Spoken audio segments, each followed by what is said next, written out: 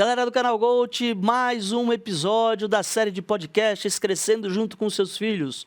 Hoje vou trazer um amigo, um convidado importantíssimo que tem a visão 360 porque ele é ex-atleta, ele é pai e ele é presidente da Confederação Brasileira de Atletismo, Vlamir Mota Campos. Espero que vocês gostem muito, tem muita informação, espero que vocês gostem e aproveitem. Vamos lá, vamos assistir. Vlamir, muito obrigado, amigo. Obrigado por você ter tido esse tempo e essa disponibilidade de bater um papo com a gente. Eu que agradeço, Dudu. Um prazer enorme estar com você nesse programa com um tema tão fantástico. Acho que dialoga muito com o que a gente pensa, dialoga muito com os valores que a gente tem. Então, só tenho que te agradecer pelo convite, da gente poder falar um pouco, né, dessa história, um pouco dessa jornada 360. E estou muito feliz. Espero que ao final aí, e depois que todos acompanharem esse programa, entendam que dá para fazer muita coisa e com certeza esse conhecimento agregado transforma as pessoas. Sem dúvida, Vlamir. E eu quero começar já contigo falando do Vlamir criança, do Vlamir lá atrás.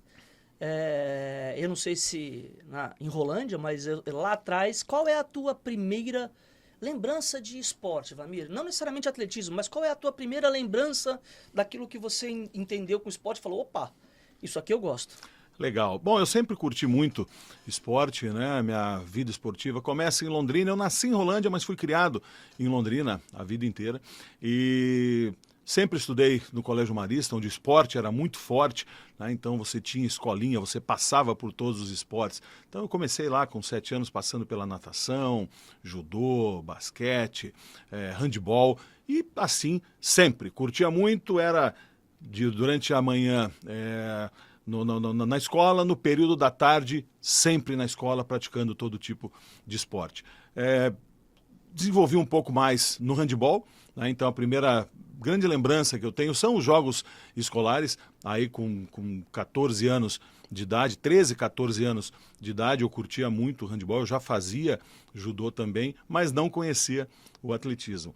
E tenho passagens interessantes até que envolve Santos, porque eu estudava no Marista, nós tínhamos vários eventos aqui com o Marista Santista, então nós vínhamos para cá e, enfim, essas são as primeiras lembranças, eu curtia muito isso, né, do treinar sabendo o seguinte, opa, tem jogos escolares, eu quero competir, tem viagens, né, tem a Olimar, Olimpíada Marista, eu quero competir. Então começa nisso, as primeiras lembranças, sempre com o apoio dos pais, né, meus pais sempre foram entusiastas, sempre apoiaram muito, tanto meu pai quanto minha mãe, são as primeiras lembranças que eu tenho. Você lembra do teu sentimento, da tua sensação nos dias anteriores, a primeira ou das primeiras competições? Você lembra esse sentimento de ansiedade? Lembro, uma ansiedade gigante e mais uma vez dialogando com o tema, Duda, e tem memórias, lembranças que são muito legais.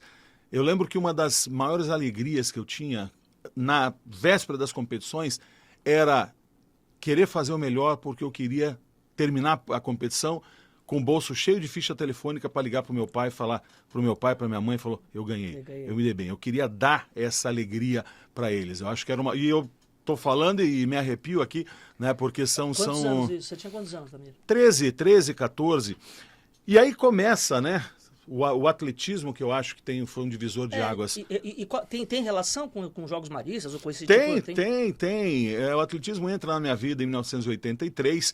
Havia uma Olimpíada Marista em Brasília e que todos os colégios tinham que ter todas as modalidades. E o meu colégio não tinha, né? O Marista de Londrina não tinha o atletismo. E aí tinha que ter uma equipe de atletismo e aí os treinadores falaram, quem quer fazer? Vlamir, você joga handebol, você tem um arremesso forte, vamos escrever no lançamento do dardo. Eu falei, pode escrever, vamos lá. Né? Isso, eu falei, 1983, eu tinha 13 anos na época. E fui para essa competição em Brasília, foi muito interessante. E aí eu fiz o lançamento do dardo, fiz o arremesso do peso. Fiquei e esse ano. Fez meio porque não tinha ninguém para fazer, colocaram lá, né? Me colocaram porque tinha que ter alguém para fazer. Sim. Mas aí foi o seguinte, né? Aí todo mundo falava, amigo, por que você escolheu o atletismo? Eu não escolhi, o atletismo escolheu. Né? Porque depois disso, Duda, então, por acaso, né, participando de uma equipe de atletismo, porque o colégio tinha que inscrever. No ano seguinte eu já fui campeão brasileiro, né? Então isso foi uma coisa muito legal. Eu mal tinha treinador, treinava num campo de futebol do colégio que não tinha. Sozinho, e fui campeão brasileiro, né? Isso chamou a atenção, né, de vários treinadores do Brasil. Veio o convite, inclusive, né, para eu vir treinar em Santos, pela equipe de Cubatão. Treinar em Cubatão, na verdade, havia uma equipe muito forte, a maior equipe de arremessos e lançamentos do Brasil. Enfim, e aí veio a primeira... Esse convite para morar em Santos, quantos anos você tinha? Eu tinha 15 anos. E você veio morar sozinho? Não, eu não vim morar ainda, porque meus pais acharam melhor eu terminar o segundo grau e depois vir para cá. Mas foi interessante, porque eu aceitei o convite, então eu passei a competir, né, pela equipe de Cubatão, treinando por carta, né? Então isso é legal e isso teve uma influência muito grande na minha vida, me mostrou muito a disciplina que eu já tinha do judô, mas uma coisa é você receber uma carta com treinamento mensal, eventualmente fazia-se uma gravação em VHS, enviava isso, né, para o treinador aqui em Santos, ele fazia as correções. E com essa brincadeira de treinando por carta, eu fui campeão sul-americano e recordista sul-americano. Né? Treinando então por quando carta. você é bicampeão sul-americano, você ainda está nesse esquema de... Campeão sul-americano, sim. Bicampeão, eu já morava aqui. Na primeira vez que eu fui, já morava em Santos. A primeira vez que eu fui campeão sul-americano, que eu bati o recorde sul-americano, foi treinando, morando em Londrina, treinando por carta, né? E foi muito legal. E qual era... Você está falando de disciplina, né? Que é um tema também muito importante para a gente aqui. Como é que era essa tua relação e com os teus pais? Porque quando você tem um compromisso, né? Os pais se organizam, né? Então você tem que ir lá treinar todo dia às 3 horas no lugar X. Os pais se organizam para levar, para buscar, ou, né, organizam a logística. Agora, quando você não tem uma obrigação, né? Você falou que você tinha disciplina muito por conta do judô, legal, mas como é que você fazia, e os seus pais envolvidos nisso, para você manter o treinamento? Era isso, quer dizer, era uma auto-obrigação que eu tinha. Eu sabia o que eu queria, eu sabia o que eu tinha que fazer para alcançar isso. Então foi desenhada essa disciplina, esse planejamento e coisas que o meu treinador falava que eu levo até hoje, Duda. Ele falava o seguinte, falou: Vlamir, todos os dias quando você acordar e você for escovar o dente, você olha no espelho e fala: eu vou ser melhor que eu fui ontem. Né? Falou, e o treino nada mais é do que, na época, é uma caderneta de poupança.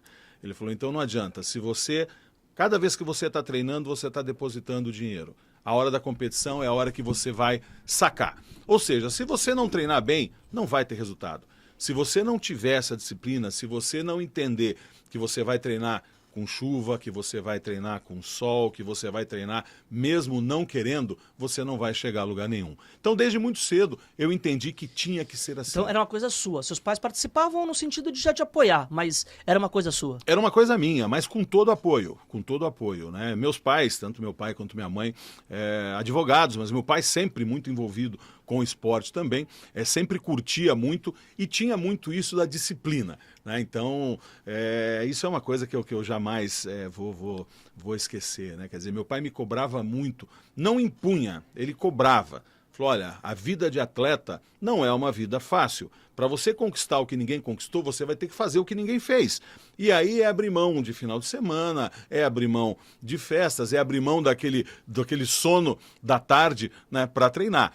E no caso, treinando sozinho, isso era muito mais difícil, né? Mas legal, enfim... Eu estou aqui analisando, é uma postura muito parecida com o pai do Bob Burnquist, né? Que a gente bateu um papo com ele também, é um dos episódios da nossa série, e ele falou que a primeira competição que ele foi, ele ganhou. Ele passou a se sentir Deus, ele achava que ele ia ganhar do jeito que ele queria, a hora que ele queria. Na segunda, de 33 skatistas, ele ficou em 32º. E ele diz, justamente porque eu cheguei lá achando que eu ia fazer qualquer coisa e ia ganhar. E na terceira, foi a primeira vez que o pai dele foi acompanhar. O pai dele apoiava, mas na competição foi a primeira. E ele falou que ele ficou em 15º, mas não levou a sério. E ele diz hoje que ele claramente percebe que era uma muleta do tipo, não ganhei, não levei a sério, se eu ganhei, eu sou bom. E ficou em 10º e não sei quanto. E que diz que o pai dele entrou no carro na volta e falou, ó, eu nunca te impus nada, não te obriguei nada, tô te apoiando agora. Se você quiser vir, que venha direito. Eu não venho mais se você vier para simplesmente brincar. E ele falou que isso marcado até hoje na vida dele, que ele assumiu para a vida dele o seguinte: eu assumi o compromisso, eu vou sério. Senão eu não vou. Nada me obriga a ir. E ele diz que essa postura mudou muito, mesmo no skate, né? Um esporte, principalmente naquela época, alternativo, mas isso marcou muito essa questão da relação dele com o pai, com a seriedade no compromisso. E é muito interessante, Duda, porque você falou dessa questão dos pais do Bob, né, e que é um exemplo, né, uma referência para todos nós também. Os meus pais, a minha mãe nunca me assistiu competindo, nunca, né, nunca. E ela falava o seguinte, ela falou, eu não quero cobrar e eu não quero ver você perder, porque eu sei que você vai ficar incomodado. Eu acho que se eu estiver assistindo uma competição, eu vou colocar uma pressão em você. Falei, então eu não vou. E durante toda a minha carreira, de todas as modalidades que eu fiz, a minha mãe nunca me assistiu. E você sentia falta? Não sentia. Eu acho que essa questão, talvez, de eu querer mostrar, eu acho que talvez atrapalharia, penso eu, né? E meu pai me assistiu uma única vez. E que foi muito interessante, também muito emocionante para mim, porque meu pai assistiu numa competição que eu fiz depois de uma volta, de uma lesão. Eu fiquei quase 2 anos parado, né, e voltei e meu pai falou, não, eu tenho que estar com você. Só que ele não me contou. Ele chegou de surpresa, né, foi a primeira vez que eu vi meu pai numa arquibancada e foi algo fantástico, porque eu transformei isso em energia. Você viu antes de participar? Eu vi, sim, eu vi, só que eu não sabia. Né? Quer dizer, eu estava fazendo aquecimento, a hora que eu vi, falei, bom, é meu pai, e era meu pai. Mas isso foi um estímulo, porque eu voltei 2 anos depois e fiz a mesma marca que eu tinha antes de ter parado, Legal. que eu jamais imaginei que eu faria. Então foi meio que assim, hoje eu vejo que foi uma homenagem para ele. Foi um combustível emocional. Um combustível emocional fantástico. Mas o que havia sempre era aquilo, era um apoio total, né? E eles sempre do lado do telefone aguardando o encerramento da competição para receber a ligação. Isso é legal, entendeu? Né? Essa memória afetiva está contigo. Fantástico, isso eu não vou perder jamais. Vlamir, não sei se no atletismo, mas de forma geral, teu primeiro ídolo no esporte, quem foi? Joaquim Cruz. Joaquim mesmo? Cruz, o Empatamos. primeiro... Pois é. Empatamos. O Joaquim Cruz é uma pessoa que extrapola tudo, né? Porque, como eu falei, eu comecei ali em 83 sem saber o que era atletismo. E comecei a acompanhar o atletismo, então, pela televisão. Nós tivemos os Jogos Pan-Americanos de Caracas, né, naquele momento. E no ano seguinte, os Jogos Olímpicos. E a primeira medalha, né, do atletismo numa prova de pista. E a volta olímpica do Joaquim, a forma que foi, né, foi assim, isso me tocou muito. Eu lembro da narração, cara. Pois é, eu sempre falo, principalmente com o Álvaro José, né, que é um grande amigo, né, eu falo, ele é a voz do atletismo brasileiro, mas como aquilo me tocou. Então ele foi o primeiro grande ídolo e hoje eu agradeço a Deus porque além de um grande ídolo, hoje ele é um grande amigo. Inclusive, se eu sou presidente da Confederação Brasileira de Atletismo, tem muito dele nisso, né? Mas foi o primeiro grande ídolo, assim, uma pessoa que eu falo, olha, aspas, eu queria ser esse cara. Eu tive o prazer de conhecer ele recentemente ali num dos eventos do Comitê Olímpico. E falo isso sem o menor receio, porque falei em outros episódios. Ele foi o cara que me fez me apaixonar por esporte, me apaixonar pelo movimento olímpico, que até então, cara, eu tinha 9 anos, tinha 11 anos, nem sabia o direito que era isso. Eu via uma competição na TV e tal, e aquela vitória dele, e tinha aquela questão, né, o Brasil não ganhava nunca, né? Hoje, a gente tem ali 20 medalhas, uma média aí, medalhas de ouro 20 medalhas, desculpa, por jogos e tal. Naquela época a gente tinha 2, 3. E o fato dele ganhar ouro, e eu lembro bem que o Sebastian Coe, né, era um nome fortíssimo, até então meio que imbatível, eu não sei os dados exatos, mas aquela vitória me trouxe tanta coisa que até hoje eu lembro, e ele foi sim a minha primeira inspiração, minha primeira referência no esporte. Você teve algum outro ídolo de outro esporte, assim, que te Ayrton Senna, né? Ayrton Senna, que sempre inspirou bastante, né? Acho que ainda inspira, né, todos os valores, mas fica por aí mesmo, né? Como no quadro de grandes ídolos. Né? Que te fazia acordar domingo de manhã. Com certeza, todo Legal. Domingo de manhã. Ô Vlamir, você estava falando aí das suas competições, do teu bicampeonato sul-americano. Nessa época, você pensava em viver disso? Ou ainda você estava curtindo o momento? Como é que era a tua cabeça naquele momento ali? Nunca imaginei. Para mim, o esporte ele era aquela coisa que dava uma vontade muito grande, aquela endorfina, né, de você praticar, de você querer estar cada vez mais participando, de querer vencer, né? Porque eu sempre, desde muito novo, né, eu gostei muito de quebrar paradigmas, né? Eu sempre fui aquele cara chato de alguém falar, olha, isso não dá. Falei, vamos ver se não dá, né? Então, e aí também... Será que não dá mesmo? Será que não dá? E essa foi uma das razões também que eu acabei me dando tão bem com o atletismo, porque eu sempre costumo colocar, isso fica um conselho legal para os pais também. No esporte individual, essa é a grande sacada, você não tem quem colocar desculpa, né? Então você não tem muleta, né? Então você tem que fazer o seu melhor, pensando sempre o seguinte, o mérito ou o demérito é seu. Se você quiser performar, você tem que fazer mais, né? Você vai ter que fazer melhor. Mas repito mais uma vez o que o meu treinador sempre falava, Duda, que eu levo até hoje. E aí fica um toque também para os pais. Não cobre seu filho para ele ser melhor que os outros. Cobre seu filho para ele ser melhor que ele todos os dias. Eu acho que essa é a grande sacada, é uma coisa que eu levo para a minha vida, né? Quando eu falava que o meu treinador me dizia sempre isso, né? Ao acordar, vai escovar o dente, olhou no espelho, falou, eu vou ser melhor que eu fui ontem. E eu só entendi o que era isso, Duda, em 1987, quando eu ganhei pela primeira vez o Campeonato Sul-Americano e bati o recorde sul-americano, que o meu treinador me chamou na grade, Estádio Nacional do Chile, né? Estádio Nacional do Chile em Santiago, um dia à noite, primeira vez que eu tinha competido à noite, uma imagem fantástica, lua cheia, os Andes, aquela neve, uma coisa maravilhosa. E ele me chamou na grade e falou, tá vendo, Vlamir, de tanto ser melhor que você todos os dias, hoje você foi melhor que todos que se propuseram a fazer aquilo que você fez na América do Sul. Falou, tenha ideia da dimensão disso. E aí, claro, levou alguns dias para eu processar isso, mas o que veio para mim depois é o seguinte, falou, bom, então ninguém vai mais bater meu recorde sul-americano, porque agora que eu fui melhor que todos, eu vou continuar sendo melhor que eu. E foi assim, né? Foi assim durante todo o período juvenil, eu bati o recorde 9 vezes depois disso, né? O recorde sul-americano, bati 2 vezes no Brasil, que foi muito legal, mas é uma coisa que eu levei para a vida, sempre. Eu não preciso ser melhor que ninguém, eu preciso ser melhor que eu mesmo, todos os dias. E é uma construção, né, amigo? Não tem milagre, né? Não tem milagre. É trabalho, é disciplina. E aí disciplina que parte, desde você entender que dormir é treino, que hoje é uma dificuldade gigantesca que nós temos, né, em tempos de rede social, em tempos de internet, os atletas... Fast food. Fast food, exatamente. Então, o dormir bem, o se alimentar bem, o treinar. E sempre falo, não adianta aquela... Meu treinador sempre falava isso. Vlamir, se eu peço para fazer 30 arremessos, não são 29 e não são 31. Entendeu? Então, siga rigorosamente, acredite em mim, faça o que tem que ser feito que o resultado vem. Tem uma frase que é muito batida aí no nosso meio, mas ela, de tão batida que é, eu acho que ela devia ser uma lei talhada na pedra, que é a disciplina vence o talento quando o talento não tem disciplina, né?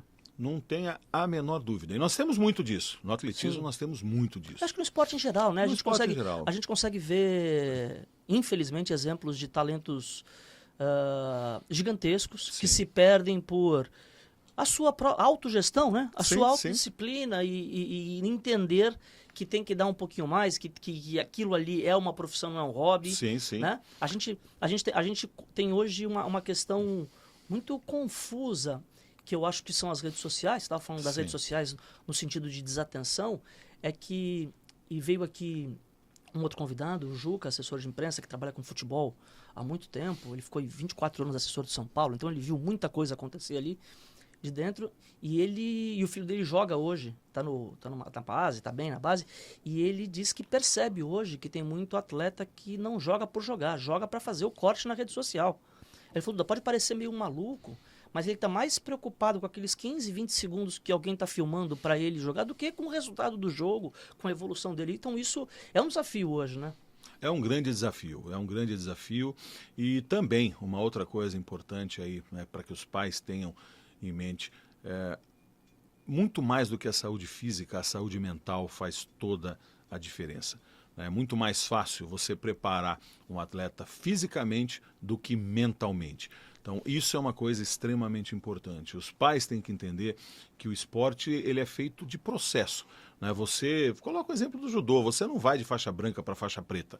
Né? Você vai no crescimento. Você também, em qualquer modalidade, você não, com raríssimas exceções, eu costumo falar que ninguém nasce no alto rendimento, é um processo. Sim. Eu conheci no atletismo a única pessoa que eu posso afirmar que nasceu no alto rendimento, Ronaldo da Costa, que na sua segunda maratona simplesmente bateu o recorde mundial da maratona, né? Foi o primeiro ser humano a correr uma maratona com pace abaixo de 3 minutos por quilômetro. Fez né? 2 horas e 9? 2 e 5 e 6, na maratona de Berlim, 1998. Primeiro e único ex-recordista mundial do atletismo brasileiro. Eu lembro bem dele por conta da coincidência que no momento do futebol eram os Ronaldos Exato. que estavam mandando no futebol e aí apareceu, eu lembro bem dessa época. Exato. E o Ronaldo, né, tá aí no YouTube, né, nas mídias, ele termina a maratona e faz 3 estrelinhas. E todo mundo fala para ele até hoje, falou, Ronaldo, se você tivesse usado essa energia durante a prova, você seria recordista mundial até hoje. Né? Porque é inimaginável alguém terminar uma maratona e fazer estrelinha para comemorar com um sorrisão no rosto. E aí tem uma outra história também que eu fui muito, muito abençoado, né? Não tem muito a ver, mas cabe um parênteses aí. A minha primeira seleção brasileira de atletismo, eu tive aos meus lados simplesmente Ronaldo da Costa e Vanderlei Cordeiro de Lima. Só!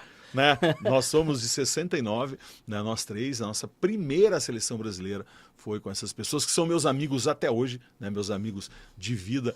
Então é muito legal, é muito legal. Isso é uma história fantástica. E Vanderlei é o maior medalhista olímpico da história do Brasil que não ganhou o ouro, né?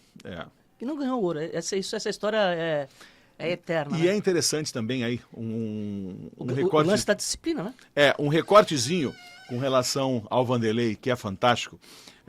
Pouca gente sabe disso. Primeiro, o Vanderlei ganhou o primeiro tênis que o Vanderlei colocou no pé, ele tinha 14 anos. Então fica aí outra dica para os pais. Né? Não queira forçar, não existe nada precoce. A iniciação precoce é legal, a especialização não. Vanderlei Cordeiro de Lima calçou um tênis pela primeira vez aos 14 anos de idade. Tá? Antes disso, ele trabalhava na roça, os pais boia fria, ele corria para levar a boia fria, a marmita para os pais na roça. E como é que o Vanderlei começa no atletismo? Não sei se você sabe disso. Vanderlei, um menino pobre, num belo domingo, ele estava sentado no degrau da casa do vizinho, com a porta semi-aberta, assistindo um programa de domingo, e ele vê a comemoração, a celebração de 1 ano da medalha do Joaquim Cruz em 84. Ele vendo pelo canto, ele não tinha televisão em casa, pelo canto da porta entreaberta, ele sentado na escada da entrada da casa do vizinho e falou, eu quero ser atleta. E virou Vanderlei Cordeiro de Lima. Que legal isso. Aproveitando, eu vou usar esse exemplo, né, de misturas de disciplina versus oportunidade e versus a famosa muleta. Porque o Vanderlei, por exemplo, ele tinha todas as muletas do mundo para dizer que não deu certo, para dizer que não dava. E o cara insistiu, o cara manteve a disciplina e virou, na minha opinião, na opinião dos Jogos Olímpicos, o maior medalhista brasileiro de todos os tempos, mesmo sem ganhar o ouro. Como é que você analisa hoje, você como ex-atleta, gestor da sua modalidade, da modalidade do seu coração, você é gestor da modalidade no Brasil, e com a questão do pai, né? Porque você falou, por exemplo, que os seus pais te apoiavam muito, mas eles evitavam ir nas competições. Imagino que eles não tinham uma relação com os teus técnicos, então, né? Uma relação só cordial, mas não era uma relação... Não era cobrança, uma relação super respeitosa, mas de absoluta confiança. Como é que você vê isso hoje? Que eu aí, a opinião pessoal mesmo, a minha, que eu acho que eu vejo que é um dos maiores problemas quando o pai ultrapassa o limite baseado na autoridade que ele tem realmente, de pai e de mãe, né? São autoridade máxima para a criança, porém no esporte ele deveria respeitar a autoridade do técnico, a autoridade do preparador físico, a autoridade do fisioterapeuta, do médico, se for o caso. Como é que você vê isso, tendo essa visão sua, né, de ex-atleta, de gestor e de pai? Como é que você vê esse problema hoje? Realmente, é um problema, né? É um problema. Nós trouxemos para a CBAT, para o atletismo brasileiro, em 2021, uma mentalidade muito diferente do que tinha. Porque o atletismo, a confederação, entendia que ela só tinha que atuar no alto rendimento. Eu sempre questionei isso com essa lógica. Falou, mas quem nasce no alto rendimento? E as pessoas me falavam o seguinte, falou, não, Vlamir, você tem que entender que existem separações. A iniciação é papel da escola, a formação é papel dos clubes e federações e confederações entram no alto rendimento. Falei, ok, estamos na Suíça, estamos nos Estados Unidos. Falou, que escola que você tem iniciação? Clubes? Clubes aonde? Né? Então, penso eu que nós devemos oportunizar, né, que a Confederação Brasileira deve trabalhar, sim, na iniciação. Penso que o Brasil, nós temos aí um dos maiores potenciais atléticos do mundo, porém, muito pouco oportunizado. Né? A escola hoje é uma atividade, não é uma iniciação esportiva. Né? Exatamente, não, uma atividade onde a educação física nem obrigatória né? E eu ouvi um termo, uma expressão esses tempos, achei interessante, muitos professores de educação física rola bola, né? Quer dizer, então ele simplesmente começa a aula, apita, solta lá e acabou. Cronometra os 50 minutos para acabar. Né? Exatamente. Então, nós criamos dentro da CBAT o Centrinho, o Centro de Formação do Atletismo.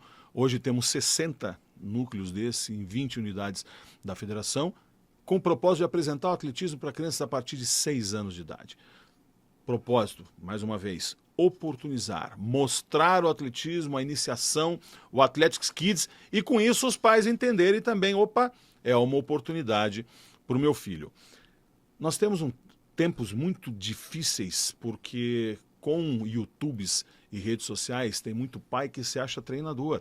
Tem muito pai que, ao invés de acreditar naquele treinamento do seu filho, que é acreditar no treinador, acreditar num processo, acreditar que o atleta não vai performar em todas as competições, ele vai ter os picos, ele acaba dando pitaco, ele acaba orientando o filho porque ele viu alguma coisa na internet. Porque ouviu falar. Ouviu falar, não, olha, porque eu estava lendo aqui a história do Usain Bolt, o Usain Bolt fazia isso. Exato. Isso não existe. Treinamento não é receita de bolo. Né? Treinamento é alguma coisa muito personalizado, o treinador tem que entender, e não é um treinamento que vale para um atleta, mesmo grupo junto, não, você tem que entender, né, esses processos, e muitas vezes os pais não entendem isso. E eu volto até a parte de pai, né, quer dizer, eu fui pai de atletas. Um deles, inclusive, foi de alto rendimento, foi seleção brasileira, foi campeão brasileiro de judô. Mas eu lembro um episódio que me marcou muito, Duda, que nós estávamos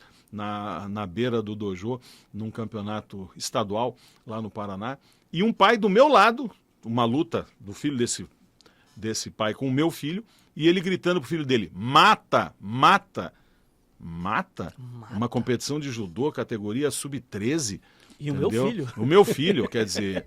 E aí, sutilmente, né, cara, eu tive que pegar esse pai pelo pescoço, né? Sutilmente, sim, eu não sim. agredi, eu não bati. Dialogar. Não, mas eu perguntei, falei, o que você tá falando?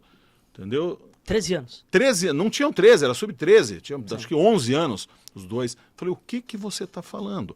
Entendeu? E uma pessoa, professor universitário, com uma bela formação, então não é uma questão cultural, é como você falou, é o extrapolar. Né? Eu passei por uma situação dessa. É um campeonato regional de Santos. Meu filho jogava futebol de salão. E essa imagem é muito marcante. Até citei em outro episódio, mas eu cito quando eu posso porque isso me marcou.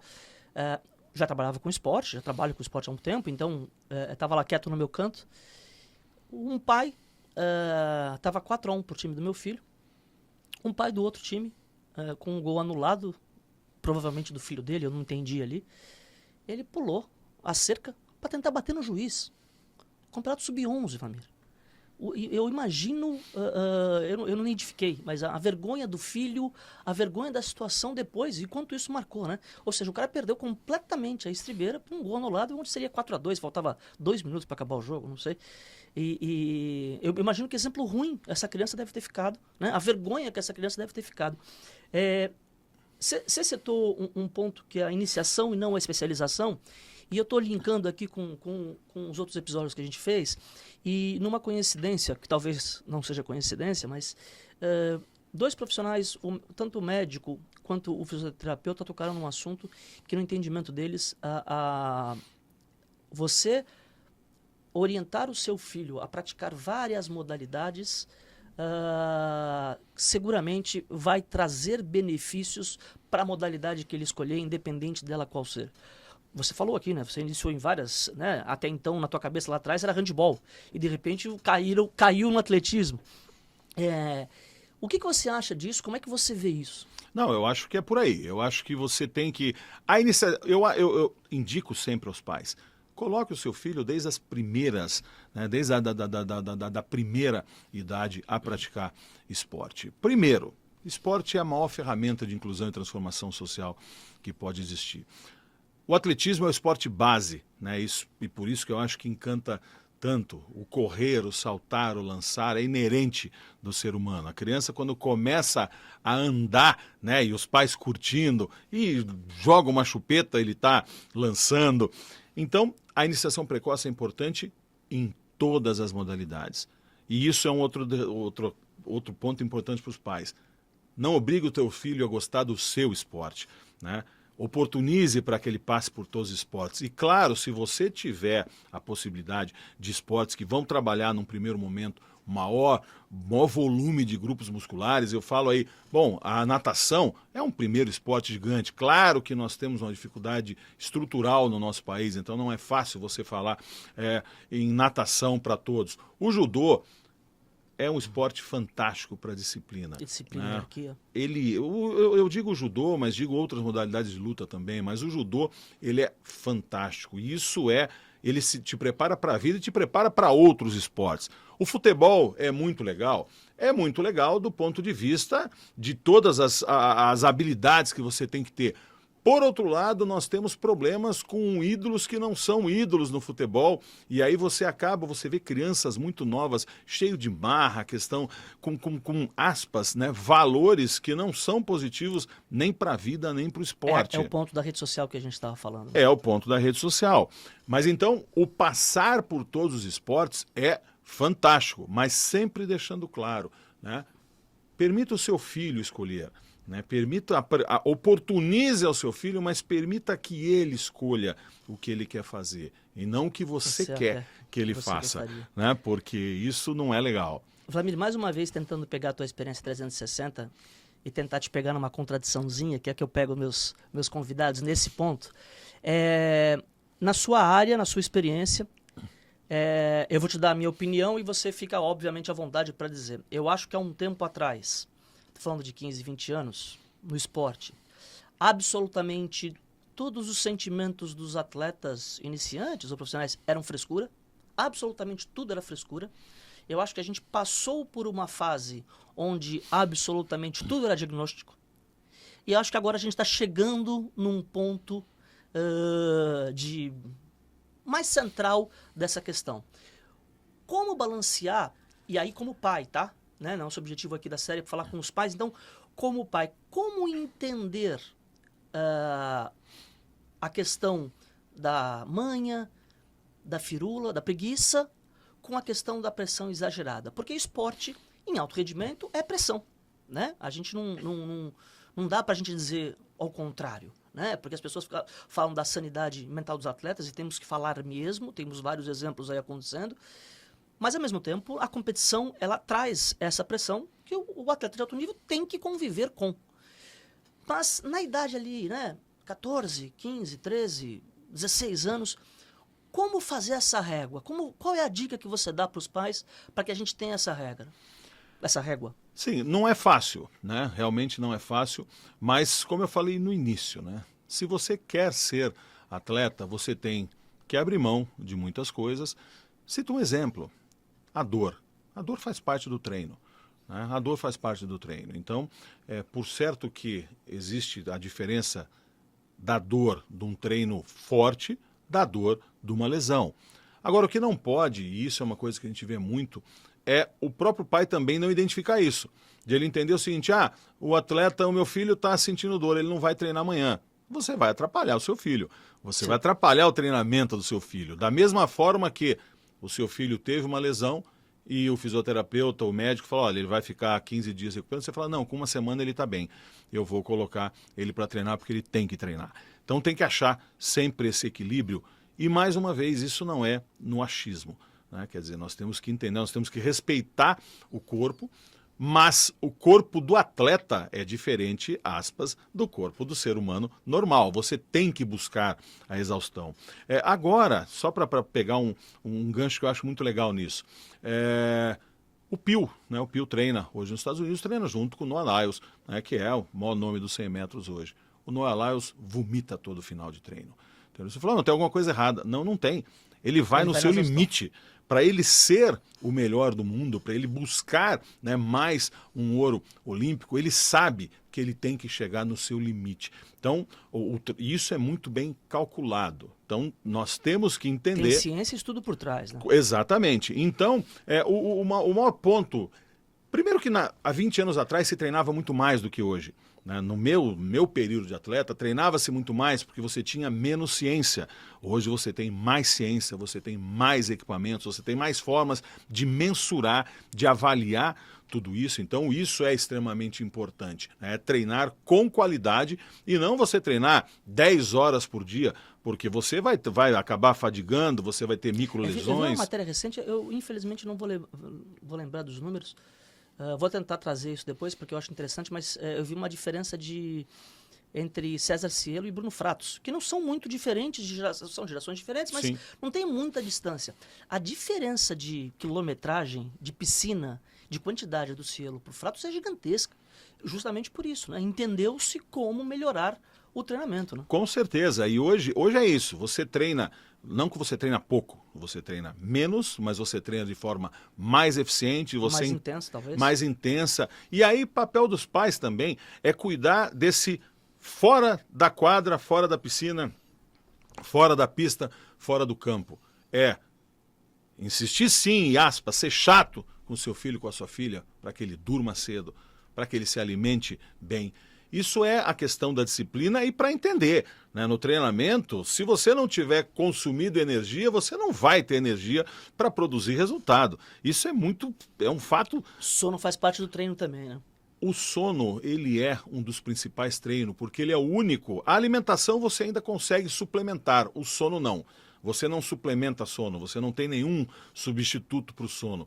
E muito pelo contrário, né? Se você não dormir bem, você não vai performar e a possibilidade de você lesionar é muito grande. A possibilidade de você se estressar, de você ter algum transtorno psicológico é muito grande. E você vai se cobrar cada vez mais. E aí vem, né, muitas vezes a depressão, as frustrações também por conta disso. Então, hoje eu acho que é o maior desafio dos pais e eu digo, nesse ponto você tem que radicalizar, né? Você tem que tirar o celular, você tem que tirar a internet, porque isso é uma das poucas coisas que você, pai, pode fazer independente do treinador, né? O treinador, o técnico, ele não está na casa para entender como seu filho está se comportando, sua filha, fora do treinamento. Mas você tem que entender que essa é uma das partes mais importantes do treinamento, que é a questão da disciplina, a questão do sono, a questão da alimentação. Você tocou num ponto importante que aí a gente leva para a questão do relacionamento entre pais e treinadores, né? Que embora também é uma palavra muito batida, mas ela é a única que me vem na cabeça, que é a questão da parceria entre eles, né? Onde cada um tem o seu papel muito bem claro ali. E o problema é quando um quer passar o limite do outro. Como é que você imagina no esporte individual, que é da onde você vem, essa relação como é que deve ser, como é que você imagina o mundo ideal da relação entre pais e treinadores? Eu acho que tem que ser primeiro, e antes de mais nada, uma relação respeitosa. A partir do momento que você encaminhou o seu filho para aquele esporte e ele está sob a responsabilidade daquele treinador, você tem que acreditar e confiar. Primeira coisa, se você não confie, leve para outro, né? Não desrespeite esse treinador. Também, por favor, se você não confie, não procure treinos alternativos, né, em YouTube, clube e tudo mais, porque além de desrespeitar o seu treinador, você vai colocar uma dúvida muito grande no seu filho. E se o seu filho não confiar no treinador, ele jamais vai performar, né? Então você já começa contribuindo negativamente para o sucesso do seu filho. O seu filho tem que entender que ninguém quer que ele seja mais vitorioso do que o treinador dele. Por mais que você fala, pai, eu quero que meu filho... Ninguém quer mais que eu. Não, o treinador do seu filho quer, porque o sucesso do treinador está baseado no sucesso do atleta. Tá? Então, esse é o primeiro ponto. A partir do momento que você desmistifica isso, que você coloca na sua cabeça, quando você acha, ninguém quer mais que eu. Não, o treinador quer. Porque o êxito do treinador é simplesmente o êxito do atleta, não existe outro. Entendendo que no Brasil a maioria dos treinadores, o treinador profissional de educação física já é infelizmente desvalorizado, né, mal remunerado, com mil dificuldades estruturais. Né? Então pode ter certeza, ninguém quer que seu filho performe mais do que o treinador. Então acredite nele. Se você tem se você não gosta do método, ou se você tem alguma dificuldade, algum problema, procure outro. Né? Procure outro, porque se você insistir nisso, de ter o seu atleta, o seu filho, com um treinador que você não confia, pode ter certeza que você está sabotando o seu filho dentro de casa. Né? E você está tomando o tempo desse treinador. Perfeito. Eu tive aqui um papo com o Rodrigão, campeão olímpico de vôlei, e perguntei para ele, porque o filho dele joga, né? Os filhos dele jogam. E aí eu falei, como é que é a tua relação com os treinadores? Ele falou, cordial. Bom dia, boa tarde, como é que você tá? Tá tudo bem, tudo certo? Ele, às vezes, mesmo eu sabendo mais de vôlei do que ele, né? Eu tenho uma história no vôlei, é inegável, mas eu não falo sobre o trabalho dele com meu filho, tenho minhas opiniões. Quando meu filho toca, pergunto, mas mando ele resolver com o técnico. Ou isso. Se eu não gostar, que ele mude de time, procure uma transferência, ou mude de time, mude de clube. E é uma coisa que eu concordo 300% com você, Lamir. Eu acho que quando o pai começa a invadir e quebrar a hierarquia, por insegurança às vezes, né? Quebrar a hierarquia com o treinador, ele está fazendo um mal para a cabeça do filho e, consequentemente, para a performance do filho gigantesca. E esse exemplo do Rodrigão, eu confesso que fiquei muito feliz quando eu ouvi dele. Ele falou, nenhum. Eu, às vezes, discordo. Tô vendo lá na arquibancada, mas guardo pra mim e vida que segue. Ele tá vendo lá, ele tá com meu filho todo dia na quadra. Eu não tô. Eu tô com meu filho almoçando, conversando sobre vôlei, entendo sobre vôlei, mas se eu escolher aquele técnico, é aquele até o final. Esse foi um papo bem gostoso com o Rodrigo, porque, né, ele é um campeão olímpico, um herói olímpico. É uma referência, né? Exato. Hoje um grande gestor, né? Vice-prefeito de Praia Grande. Exato. Conversei muito com ele sobre isso. E, Vamir, a gente pincelou aqui o papel da confederação na tua opinião de sim, a confederação tem que ir um pouquinho lá para baixo. Como é que você vê, aí de forma geral, não da confederação, você que é um cara que há muito tempo tem no movimento olímpico, como é que você vê a questão da formação, da base do esporte brasileiro, com essas dificuldades, né? Da gente tendo muitas vezes famílias e famílias colocando na pressão no garoto do bem-estar da família, às vezes até do sustento da família, versus essa necessidade que pra gente tecnicamente é muito clara de construção de carreira. E quando você coloca essa pressão, obviamente a chance de você queimar etapas é gigante, né? Porque você o teu filho precisa performar e precisa trazer dinheiro para casa. Como é que você vê isso no esporte brasileiro em geral, não só no atletismo? Então, hoje nós temos uma situação muito melhor do que há 20 anos, né? Há 30 anos. Hoje nós temos aí o programa Bolsa Atleta, que você começa lá no Bolsa Atleta escolar, né? E você vai até a Bolsa Olímpica, hoje em torno aí de R$17 mil. Então, e aí, para nossa alegria, com muito trabalho também, o atletismo é o esporte mais beneficiado, né, pela Bolsa Atleta, mais de 10% das Bolsa Atletas, estamos falando de 1.000 e poucos atletas do atletismo são beneficiados. Mas eu estou falando do Bolsa Atleta porque aí vem o processo, né? Quer dizer, a partir do momento que o atleta começa a performar ali no escolar, com 14 anos de idade, ele já acessa uma bolsa do governo federal. Se ele continuar performando, ele vai para uma bolsa nacional, ele vai para uma bolsa internacional é um processo. Eu estou falando apenas de bolsa do Federal. governo federal. Tem as Hoje, municipais e as estaduais. a né? maioria dos estados já tem as bolsas. Então, é um processo que os pais têm que entender. Né? Você não vai da bolsa escolar para a bolsa olímpica da noite para o dia. É um processo. Por outro lado, o pai ele é ansioso por natureza, né? Quer dizer, a gente tem muita dificuldade de entender esse processo. Mas eu costumo falar para os pais para que entendam que o processo de formação do atleta é como o processo acadêmico. Você não vai, né, do primeiro grau para a faculdade.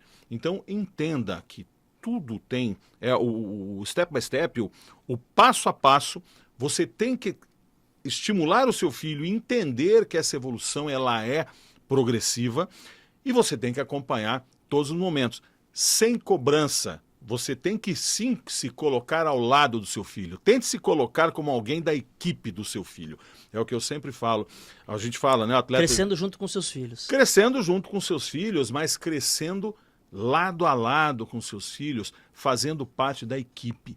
Então, se coloque muitas vezes como alguém da equipe do seu filho. Saia um pouco, tente tirar essa situação do pai protetor, do pai que cobra, do pai que, aspas, né, se coloca como meu filho vai fazer o que eu quero.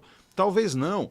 Né? Talvez você precise de informações com profissionais para entender que você pode somar com seu filho de outra forma. Então, tente se colocar buscando fazer parte da equipe do seu filho e entendendo, repito mais uma vez, é um processo. Uma coisa que a gente faz, Duda, que eu tenho muito orgulho também desde que a gente assumiu a CBAT 2021, todos os nossos eventos, todos os campeonatos brasileiros, Norte e Nordeste, a partir do Sub-16, são transmitidos ao vivo, gratuito, pela TV Atletismo Brasil. Por que isso? Porque eu quero que os pais consigam ver seus filhos competindo, para entender o que é, para entender a importância, para entender que num Brasil com mais de 200 milhões de habitantes, se seu filho chegou em 8º lugar num campeonato brasileiro, ele é um gigante e vai depender dele e do seu apoio para que ele chegue num pódio.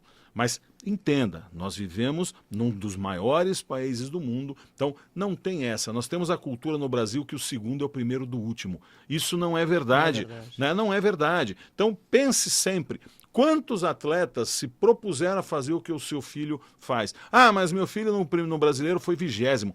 O fato de ele estar num campeonato brasileiro já faz dele gigante. Então, apoie e entenda esse processo. Então, primeira coisa, isso, transmissão, porque é uma coisa que eu falo, que eu trago da minha experiência. Então, meus pais não queriam estar na pista, mas será que se fosse transmitido ele não estaria assistindo? Eu acho que sim, né? Então, isso tem dado muito certo e as transmissões vêm crescendo cada vez mais, é muito legal. Outra coisa, trazendo os campeonatos, o máximo de campeonatos internacionais para o Brasil.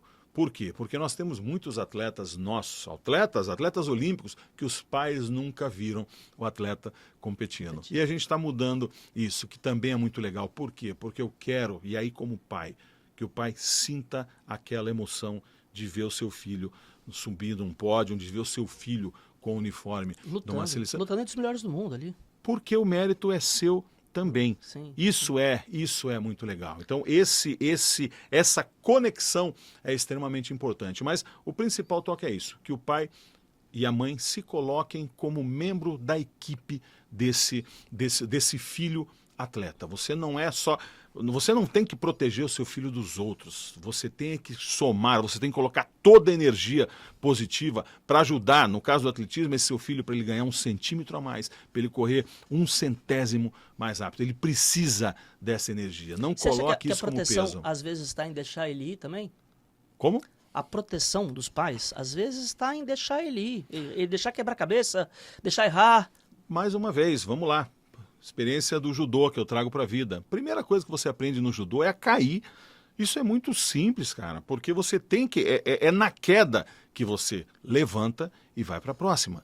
Então, a vida... É outra máxima, né?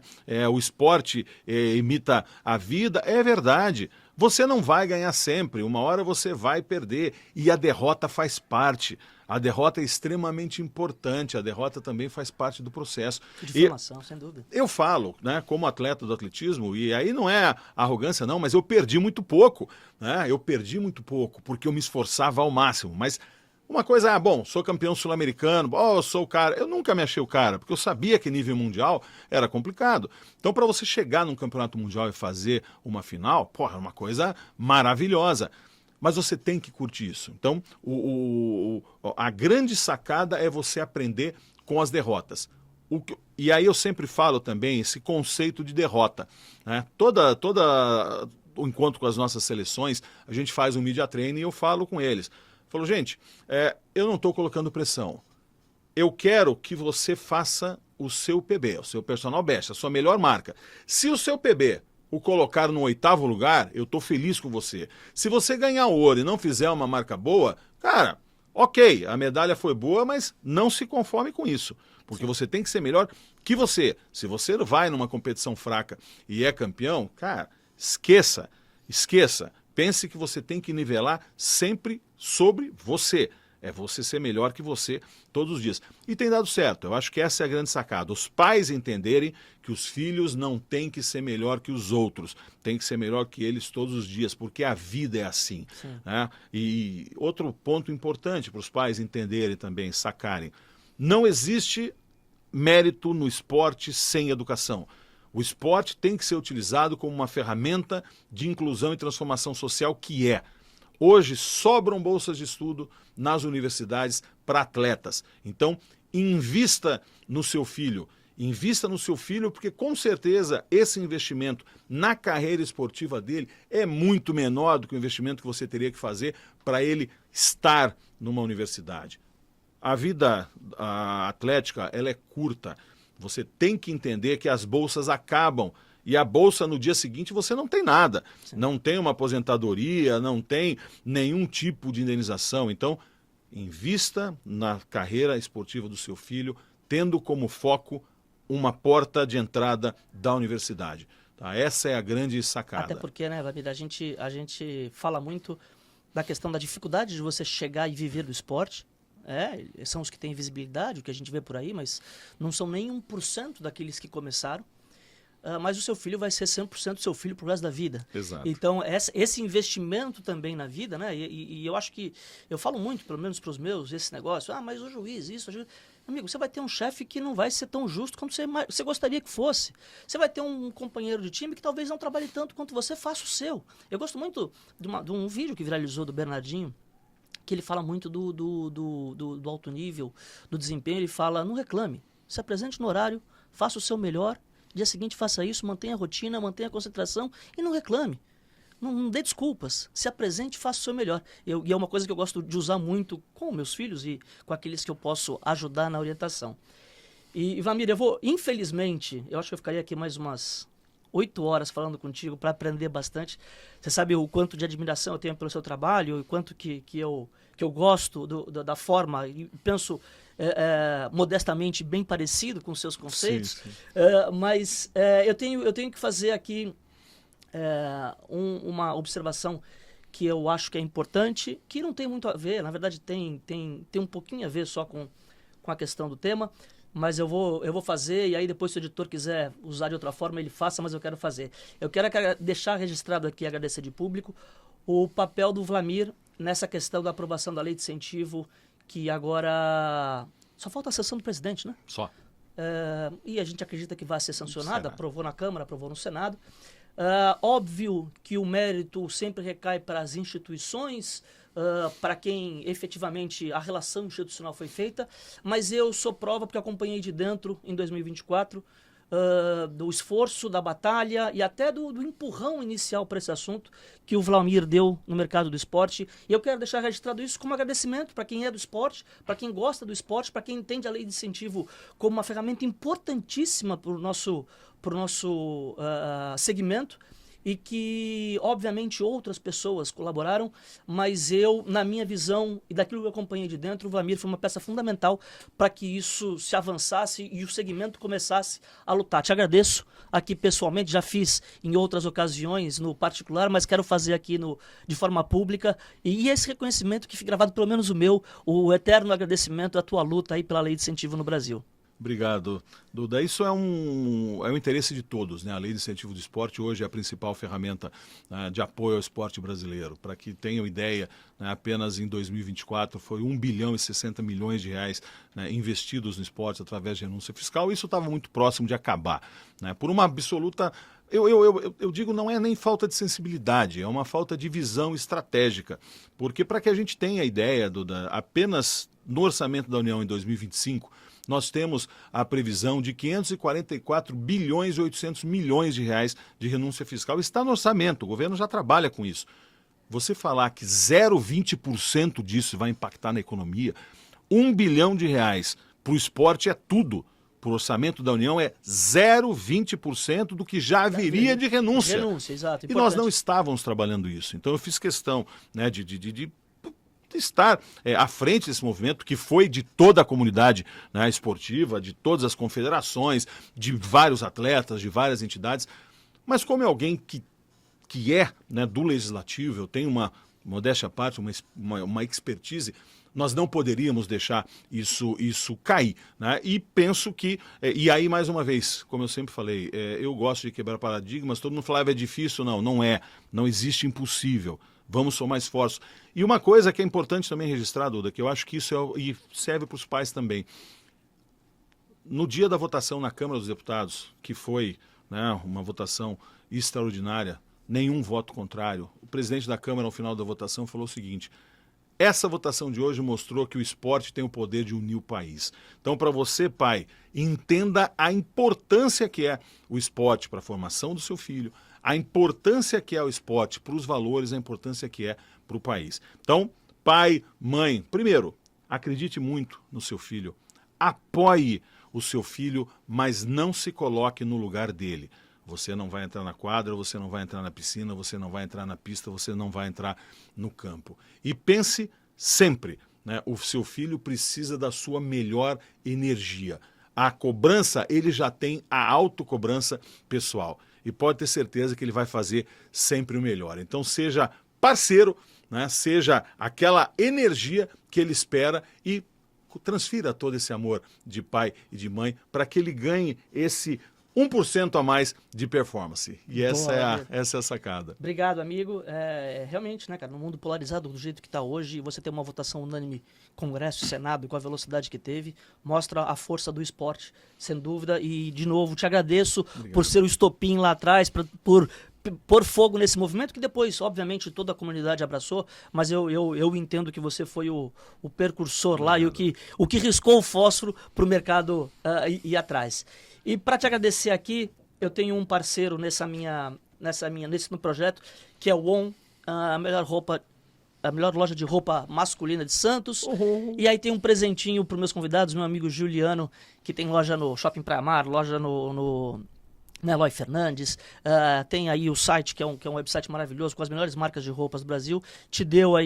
Dá para os nossos convidados um voucherzinho de participação, é uma forma de agradecimento pela sua disponibilidade de tempo. Te agradeço demais, Vlamir, por ter vindo. Saiba, de novo, da minha admiração por você, que a gente continue aí em contato e falando bastante sobre esporte. Eu que agradeço. Muitíssimo obrigado a você. Parabéns por esse projeto fantástico. Siga em frente, a gente precisa disso. E eu fico muito feliz, porque para mim é um projeto inédito, né? Um projeto inédito, não vi nenhuma outra, nem entidade, nem empresa, nem instituição trabalhando nisso. É super importante a gente pensar do outro lado, né? A gente pensar dos anseios, das frustrações, das expectativas dos pais e como isso pode impactar positivamente ou negativamente na carreira do atleta. Então, parabéns, Duda, parabéns pela iniciativa e parabéns também por toda a tua jornada. Você fez parte dessa transformação do skate brasileiro e devemos muito a você. Obrigado, Vlamir. Obrigado mesmo. Aula e mais aula do meu amigo Vlamir Mota Campos. Muito obrigado pela disponibilidade, Vlamir. Amigos, espero que vocês tenham aproveitado muito esse episódio, que vocês curtam aí o conteúdo e que vocês aproveitem aí no seu dia a dia, tá bom? Porque, afinal de contas, a gente está trazendo aqui quem está vivendo o mais alto nível do esporte brasileiro. Até o próximo episódio. Um grande abraço. GOAT.